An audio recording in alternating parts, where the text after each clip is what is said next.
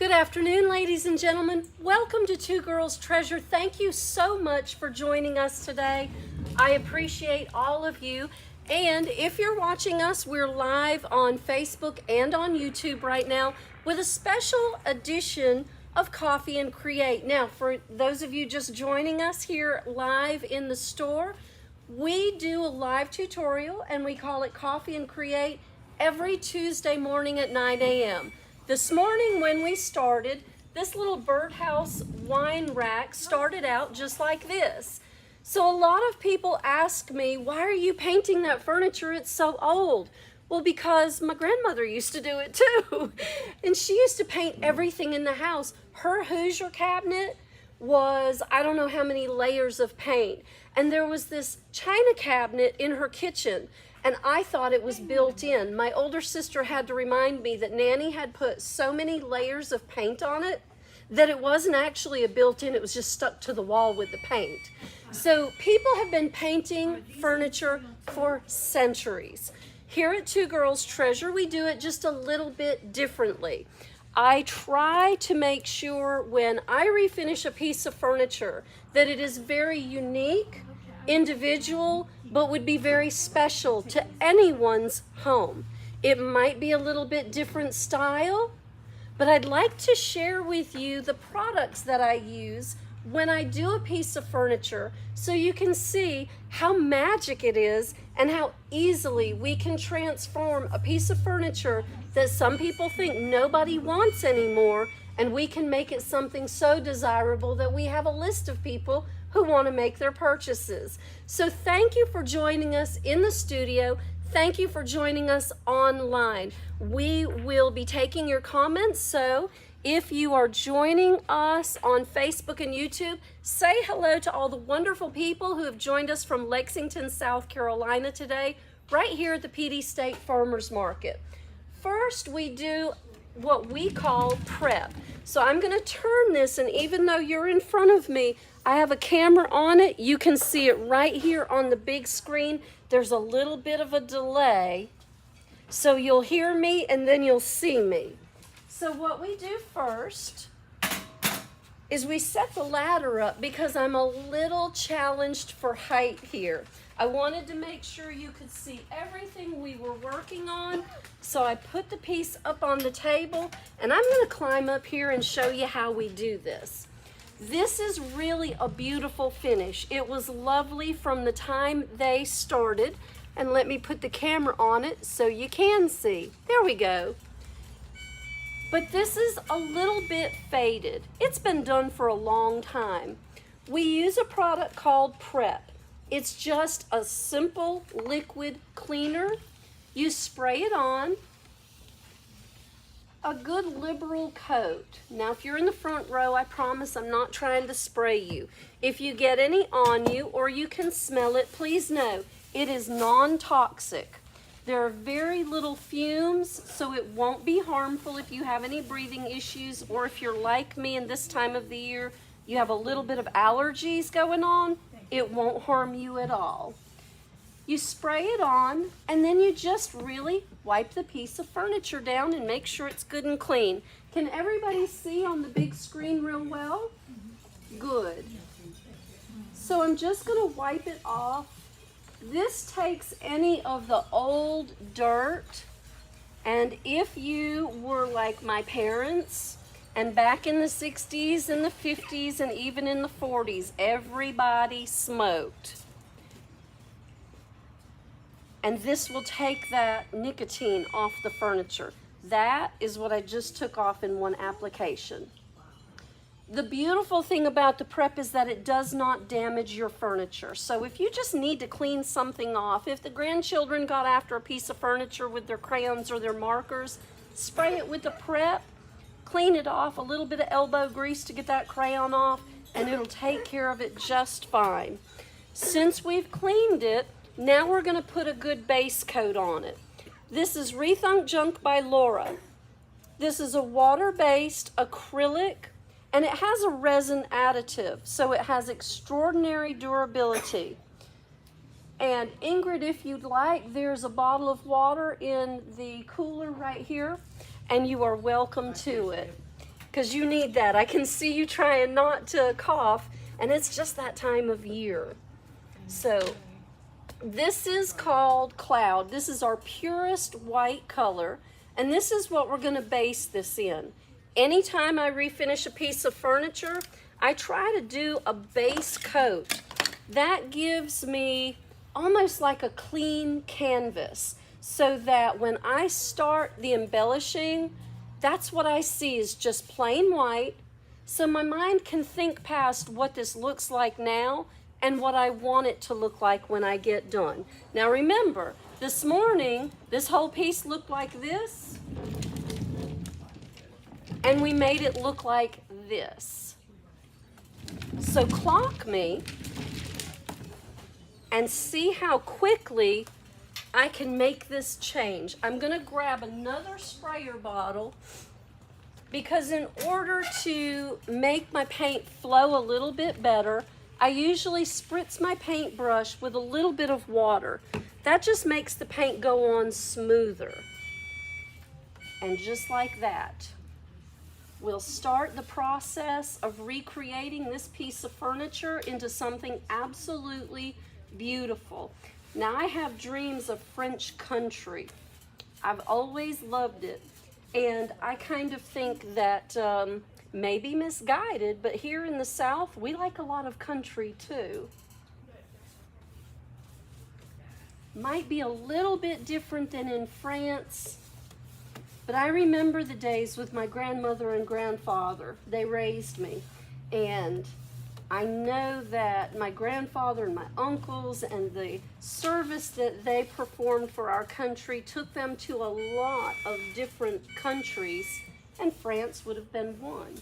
So all my life I've been fascinated by France and the countryside and the colors and the gentleness and how they loved furniture that looked like it was 100 years old. I laugh and tell my husband, we work so hard to recreate a piece of furniture to make it look old again.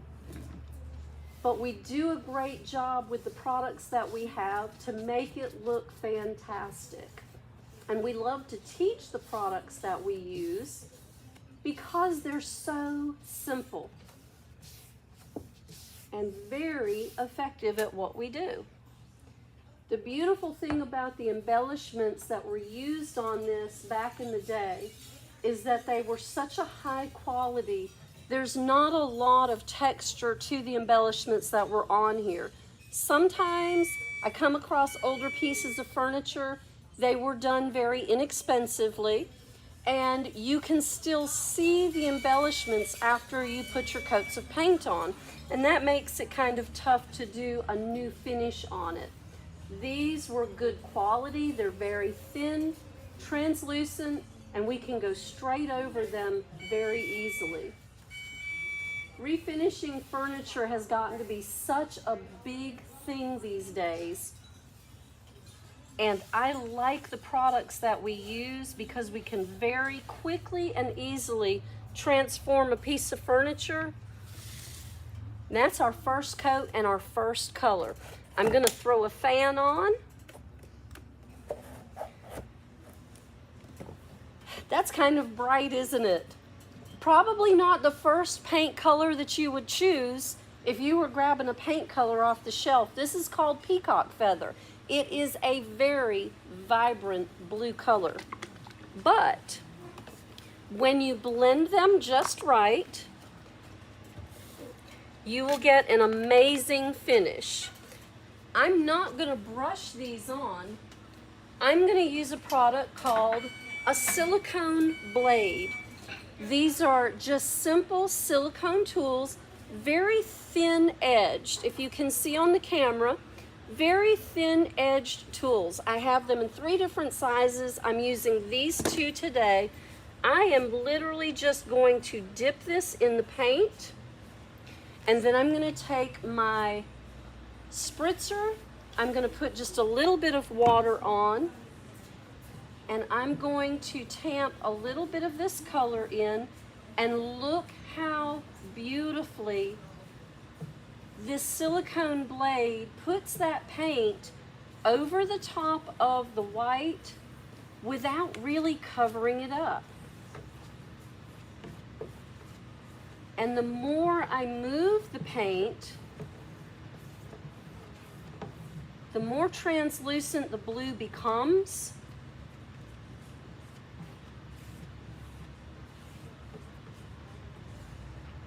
And I haven't really covered the white over, but I've given it another layer of dimension. And to me, when I finish a piece of furniture, I love the dimensional finish. And I'll turn this so y'all can see it from the front side too. Looks a little messy, doesn't it? Give me a minute, I'll make it look awesome. We're gonna I'm gonna wipe this off. We're gonna let that sit right there for a minute. Now I'm gonna take eucalyptus.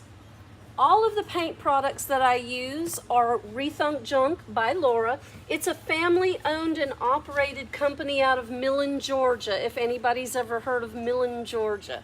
Just outside of Augusta, down the path a little ways in the countryside. I'm gonna take the very same silicone blade. I'm gonna dip it in my eucalyptus. Now this is a very beautiful, smooth green. You see it on the big screen? But watch what happens to it when I tamp it in with this peacock feather and white. It turns it almost an olive color. And I'm gonna pull this paint just a little bit. I'm gonna make sure I spritz it a little bit more because I want some movement from this. I'm gonna go side to side with it. This is called cross hatching, and it gives your paint layers a little more texture and a little more interest. There we go. Still looks a little messy, doesn't it? Still doesn't look like the other side, does it? But I promise I can make this side look just like the other. Now, this one is in a mixing container because I took our farmhouse navy and I mixed a little bit of our blackest black, and that's called Midnight. That richened up my farmhouse navy just enough so it's almost a midnight blue. And I loved what it did. So I am going to take my same blade, I'm gonna wipe it off, I'm gonna dip it in the paint, and I don't want very much of this at all. I only want some spots of it. I'm gonna widen this area because I want a little bit more down through that center. I'm gonna wipe the blade before I pull the paint.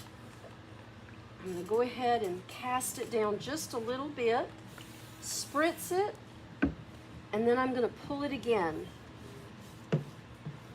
And as I pull it, you see how it kind of liquefied with the water, and it gives me the ability to move that paint around. I've got it a little bit rich on this side, and that's okay. We're gonna use a glazing product to soften this look. Now I'm not quite there. I'm not quite to the same look as the other side, but we're getting there, aren't we? A little bit more spritz right there. We're going to liquefy this and smooth it around a little bit more. And I can pull some of that paint straight down, straight up, and spread it out a little bit more. So we have a little bit of that midnight blue look. Now, one of my favorite products in the whole wide world is Glaze. Glaze is different than paint. Once you paint a piece, it doesn't have to live like that. You can make it even more dynamic than it started. We have our base of cloud, We have our peacock feather blue, our eucalyptus, and just a touch of our blended farmhouse navy. Our glaze is going to go over the whole thing, just like this. But unlike paint, glaze is not your finish coat. Glaze is just an enhancer. It adds more dimension, and it will give us that antique look that we were going for to begin with. Little bit rustic, little bit old. I've already used this morning, but I'm going to use it again. It's just a piece of flannel, and I have found that my flannel works best when I do this product. And I want to let it tack up and get sticky just a little bit. I'm going to spray my rag so that it's nice and damp, because this is going to help me move the product where I want it. I can manipulate the product so that it moves into the cracks and crevices so that it's lighter, or I can erase it completely. Some people like to wipe their glaze up and down. I prefer to use a tamping motion. And I just take my rag, my damp rag, and I tamp it until I'm happy. I don't care for the lines. I like it to have more of a cloudy, natural look, because this white glaze really adds some age to the paint finish. So as I move my rag, I'm picking up a lot of the product. You see that? I don't want to keep putting the product on where I'm taking it off, so I'm just going to continue to move my cloth around in circles. Flat doesn't work real well. Balled up works perfectly. This looks like it's so complicated to do, and it's really just this simple.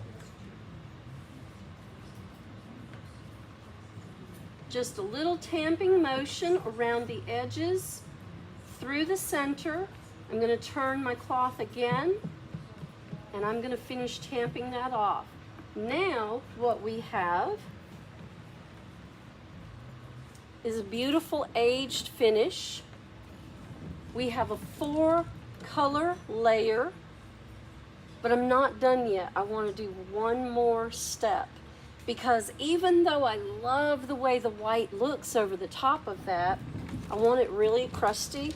I like the look that it came out of a barn. So I'm going to use the classic black glaze. It's the same type product as the soft white, but it's black. And over the top of the white, we will get a very rich antique finish. And it's all the rage with the cool kids, y'all.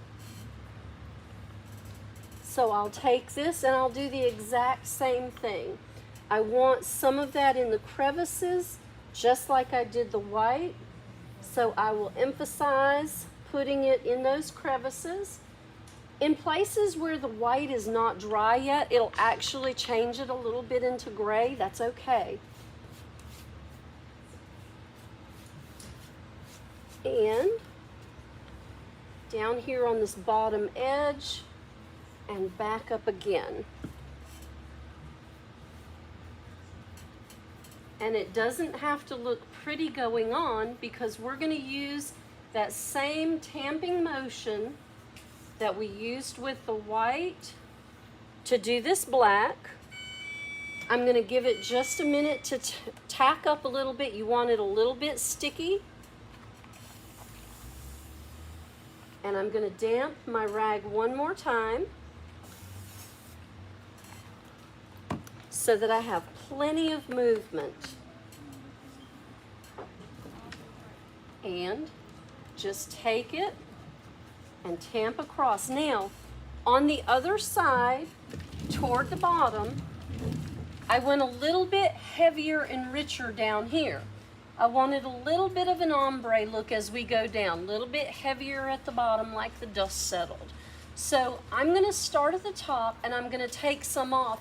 As I go down, I'm going to let more of that glaze stay on the furniture instead of trying to take it back off. So I will tamp across the top of this, Can you see the color difference now? Doesn't look so messy. Looks a little more like the other side, doesn't it? And I'm going to turn my cloth again. Always keep your cloth turned. Tamp in just a gentle motion. It's not hard to do. You don't have to bang on it. You don't have to do any special wrist twisting. Anybody can do this. Now, as I get toward this bottom side, I'm not going to turn my cloth. I'm going to let the cloth put the material back in place because I want it to be dark and decrepit looking.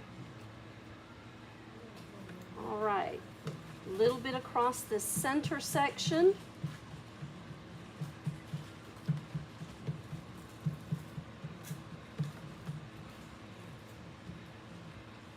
Take a little bit more off there. I'm going to take a little bit off this center. Just a patting motion.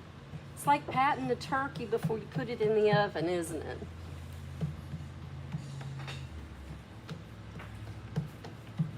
And if it starts to dry, the beautiful thing about it being a water-based product is all you have to do is put a little bit of water on it.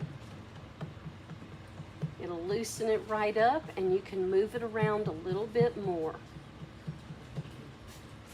Now, what do you think? Did we get the same effect on this side as we did on this side? Just about, didn't it? Once this side dries well, it'll tone itself out a little bit. It won't be so heavy, and even if it is, the beautiful thing is, with these products, because they're water-based, no wax additives, no petroleums, you can take more white, you can add it back, and you can soften that look until you're happy with it.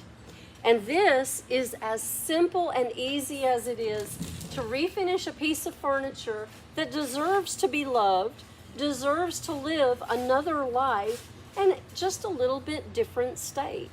And the way I look at the furniture, even though I come from some purists, some cabinet makers, some furniture builders, is that every craftsman chose the finish that they chose to put on the piece of furniture. Red mahogany does not look like the way it is when the furniture comes out of the plant. It's all beautiful, it has a nice deep rich tone, but that wood didn't look like that when they brought it in and they bared it down and built the furniture. So every craftsman to me has the choice of how the piece of furniture should live beautifully for another 100 years. I like to make my pieces a little bit unique, and I will be adding some embellishments to this, not quite like the birds and the branches that were on here, but I'll use some brocante, some beautiful white roses, and some beautiful, I think when I get the shelves out of the center, I'll even put the Eiffel Tower on the back side, and we'll make this extraordinary French country. And that is all there is to this. So if you ever want to paint something, this is how simply and easily and beautifully you can do it. I'll be glad to help you. If you have any questions, let me know.